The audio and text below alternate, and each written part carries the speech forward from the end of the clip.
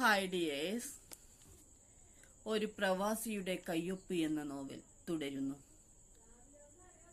കുഞ്ഞിമാനു എന്ന് വീട്ടിൽ വിളിക്കുന്ന അൻസാർ 10ാം ക്ലാസ്സുകാരൻ, പൊടിമീശക്കാരൻ. അത്യാവശ്യം നന്നായി പഠിക്കുമായിരുന്നു. പറമ്പിലെ കശുമാവിൽ നിന്നും വീഴുന്ന കശുവണ്ടി പെറുക്കി വിറ്റാണ് പഠനത്തിനും വസ്ത്രത്തിനുമുള്ള പൈസ കണ്ടെത്തിയിരുന്നത്.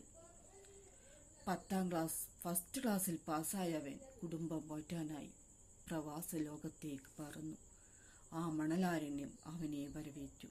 പിന്നീട് അയാൾ പെങ്ങന്മാരുടെയും പിതാവിൻ്റെയും കത്തുകളിലൂടെ നാട്ടിലെ വിവരങ്ങൾ അറിഞ്ഞു. അങ്ങനെ ഒരു ദിവസം തൻ്റെ കയ്യിൽ കിട്ടിയ കത്ത് കണ്ട് ഏറെ കരഞ്ഞു. തുടരും. നമ്മുടെ ചാനൽ സബ്സ്ക്രൈബ് ചെയ്യുക, ഷെയർ ചെയ്യുക, ലൈക്ക് ചെയ്യുക, കമൻറ്റ് ചെയ്യുക.